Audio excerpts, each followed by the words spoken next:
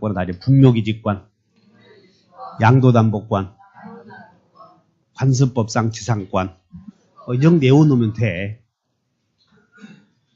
이것이 물권의 종류이고, 그 다음에 33페이지에 위에 바로 양가로 1번 봤더니 물권 법정주의라고 나오는데, 여기서 소유자, 이제 소유자는 법률의 범위 내에서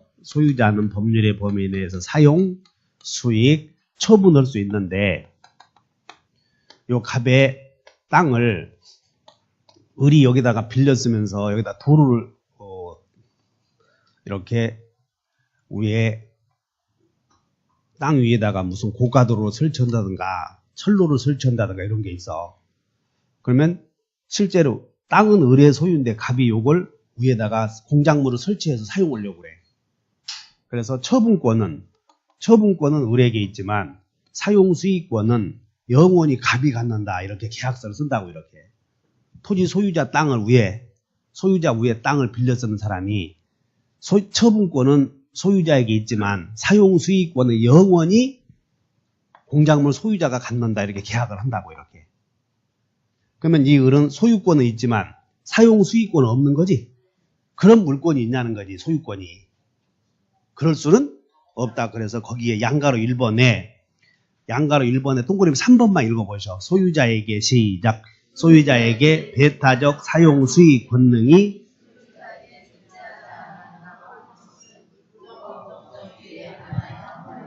그래서 이제 만약에 시험 나오면 그거 지문에다 하나 외워놔. 처분권만 내용으로 하는 소유권도 존재할 수 있다. 그럼 틀려. 이렇게. 처분권만 존재하는 소유권이 있을 수 있어 없어? 그러니까 소유권은, 그러니까 물권 법정주의는 소유권이라고 하는 기능은 이렇게 사용수익 처분권을 갖고 있어야 될 텐데, 처분권만 있고 사용수익권이 없는 소유권이 존재할 수는 없다. 그거 나오면 찍어줘야 돼. 그 정도 하나 알면 돼요. 그래서 여러분들은 물권 총칙에서는 물권의 종류를 이제 정리해보자고. 물권의 종류가 됐는지. 그래서 물권이 아닌 거 그거 외워버려야 돼요. 그래서 33페이지 맨 밑에 보면 동그라미 1번 한번 읽어본다. 온천권, 공원이용권, 거기 읽어보죠. 경작권, 담보권, 사도통행권, 무슨 뭐 조망권 등은 관습법상 물권이 아니다. 세 개를 제외한 나머지는 아니다 하면 돼. 특히 많이 나오는 게 2번.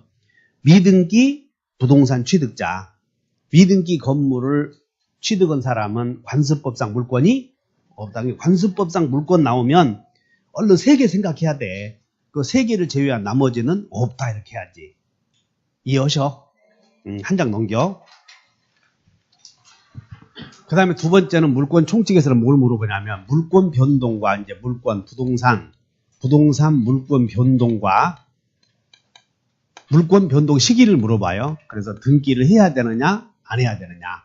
부동산 물권 변동과 등기와 관련하여 첫째 186조에서 법률행위로 인한 부동산 물권 변동은 등기해야 돼. 이게 원칙이. 등기해야 물권 변동 생긴다. 그런데 법률행위라 이게 원칙이 등기해야 돼. 그러니까 법률행위 그러면 다 읽어보면 되지. 근데 법률행위라도 등기 안 해도 되는 경우 있어. 법률행위라도 등기 안 해도 되는 법률행위. 그게 등기 안 해도 되는 법률행위 몇 개 오면 다 재단법인 설립행위, 지역권의 양도, 그 다음에 지역권 양도, 그리고 다 취소, 해제, 이런 거 꼭 외우셔야 돼. 이런 거. 법률행위라도. 그래서 오른쪽에 34페이지에 3번 보면 별표해봐. 3번 물권 변동과 등기 여부 나오죠. 그래서 등기를 요하는 경우는 여러분들 1번, 2번, 3번 왼쪽에 써보셔. 1번, 2번, 3번을 이렇게 1번, 2번, 3번 이렇게 써놓으면 이걸 법률행위라고 그래요. 처음 오신 분들. 1번, 2번, 3번을 뭐라고 그런다? 법률행위. 이렇게 왼쪽으로 묶어봐야 이게. 매매의 예약, 매매, 환매, 교환, 증여, 위기, 불화, 특정 요증, 제한물권 설정행위, 제한물권 양도. 이게 법률행위거든. 그러니까 법률행위로 인한 경우에는 전부 등기해야 돼. 근데 오른쪽에 법률행위라도 오른쪽에 법률행위라도 3번 봐. 지역권의 양도. 3번 지역권의 양도. 4번 원인행위의 취소, 해제 나오죠? 취소, 해제. 그리고 7번 재단법인 설립행위 나오나요? 재단법인 설립행위는 상대방 없는 단독행위로 배우지 않았어. 유죄포 어쩌고 해가면서. 그래서 자 법률행위는 등기해야 되지만 법률행위라도 등기 안 해도 되는 게 4개 있다고. 다 재단법인 설립행위, 지역권 양도, 취소, 해제. 여러분들이 지역권 양도는 요역지가 팔리면 지역권도 함께 따라간다는 수반성에 의해서 등기 안 해도 된다는 거 알고 있어요. 여러분들이 다. 취소, 해제는 여러 번 들어서 취소, 해제는 법률행위라도 등기해야 등기 없이도. 그러면 등기 없이도 되고 재단법인 설립행위만 하나 기억하면 되네. 재단법인 설립행위는 등기 없이도 48조에서 이렇게. 그래서 정리해. 법률행위로 인한 경우에는 전부 등기해야 된다. 근데 법률행위라도 등기 안 해도 되는 경우가 4개 있다고 그랬죠? 그거 4개 외우면 돼. 4개. 두 번째는 법률 규정. 법률행위가 아닌 법률의 규정에 의한 부동산 물권 변동은 등기해야 등기 없이도.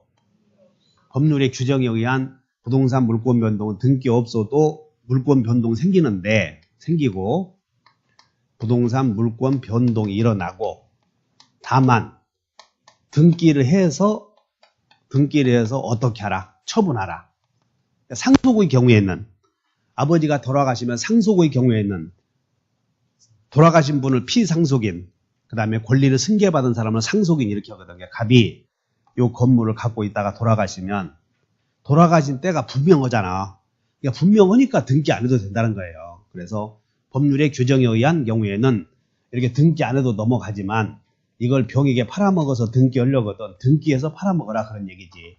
그래서 법률의 규정에 의한 경우는 몇 개 다 같이 상속, 공용징수, 형성판결, 경매. 그게 여러분들 그 34페이지 맨 위에 등기를 요하지 않는 경우 위에 있어. 상속에다 동그라미 쳐. 상. 공용징수 공. 그리고 판결이라도 무슨 판결? 형성판결 판결이라도. 그리고 경매. 그래서 상공형경. 이건 등기하라 등기 안 해도 된다. 등기 안 해도 돼. 그런데 법률의 규정에 의한 경우라도 예외적으로 등기를 해야 되는 경우 있었죠? 그게 부동산의 점유취득쇼. 이거 하나 외우면 돼요. 부동산의 점유취득쇼는 등기해야 등기 안 해도. 등기해야 부동산 물권 변동 생긴다. 20년간 소유의 의사로 평온공연하게 부동산을 점유하는 자는 등기해야 등기함으로써 소유권 취득한다. 그러므로 이제 이렇게 상속, 공용징수, 형성판결, 경매. 경매는 경락대금 납부하면 권리변동 생긴다는 거지.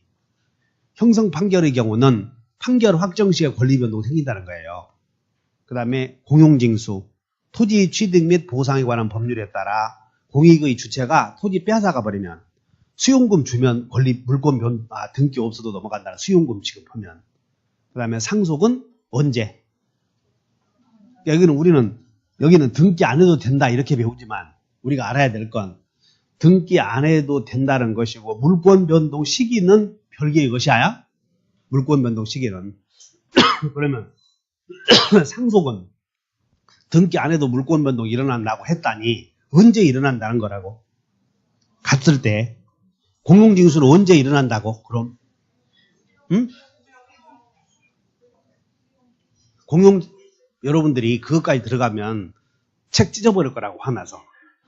그러니까 수용에는 다 재결수용, 협의수용 있잖아. 이렇게 다 협의수용은 따라서 협의로 정해진 때, 재결수용은 보상금의 지급을 정지조건으로 해서 보상금 지급했을 때 이렇게 돼. 그러니까는 여기서 공용징수의 경우에는 협의수용과 재결수용이 있는데 거기까지 들어가면 또 이야 공부할 거 더 생겼다고 고민 생기잖아.